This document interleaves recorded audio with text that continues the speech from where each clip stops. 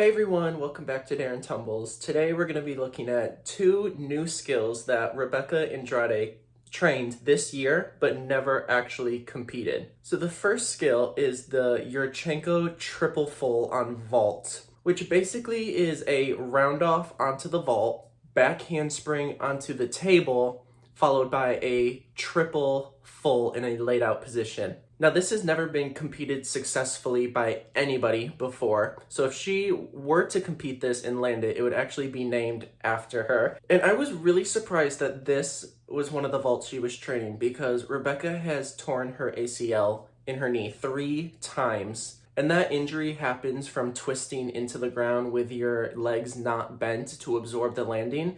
So this was very risky for her to be training, and I'm surprised not only at the physical capabilities of her being able to do it, but also mentally having to be so tough. And you better believe if I would have seen her compete this at the Olympics, I would have been holding my breath the entire time she ran down that runway until she landed safely, because I would have been so stressed out for her. If anybody could have done this vault, it's Rebecca or Michaela Maroney, because both of them get such explosive blocks off of the table. But not only does Rebeca need to have a explosive block off the table, she also needs to spin incredibly fast to complete those 3 twists. And that's also what made it so risky. To be able to control that landing is a lot harder than doing 2.5 twists, which at this point she's competed for so long, it's much easier for her to stick, much easier for her to control. Also, she kind of didn't need to upgrade her vaults because her Chang vault is already the best in the world. Nobody's scoring as high as she does consistently. Okay, so then the next skill that Rebeca was training for the Olympics was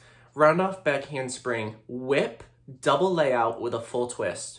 Now, the double layout with a full twist, Rebeca's competed for a long time. She's made it look magnificent. She stuck it multiple times. But the new part is the whip, which gives it a higher difficulty because then she's getting connection bonus due to the difficulty of combining those skills. Now, just looking at it, it doesn't look that much harder than just a back handspring. But what makes it so risky and so difficult is that, she's not getting a push off of her hands in the whip. So it's all leg power, which for somebody who's had 3 ACL tears, that's kind of asking a lot from your legs. And also getting just the right angle of her body out of that whip is so important. She needs to land with her feet behind her, not too far behind her because then you're gonna hyperextend your ankles, behind her just enough to propel her straight up into that next skill. So she needs to be very precise coming out of that whip.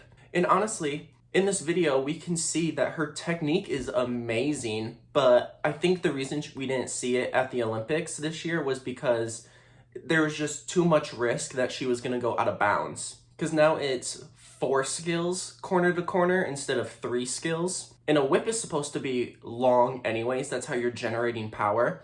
So I think they warmed it up at podium training for the Olympics, but she'd get more points for doing it, but then she'd also lose those points because she went out of bounds. So it just wasn't worth it. Even though Rebeca never competed these skills, it's still so awesome to see what these gymnasts are capable of in training. Like the fact that she landed both of these skills successfully multiple times and that they were in consideration for competition at the Olympics is truly mind-blowing. And it's what keeps gymnastics interesting to me. Like there's always something new that these gymnasts could do. And that's why I just had to make a video on this. So if you guys found this interesting like I did, please leave a like, comment, and subscribe, and I will see you in the next one.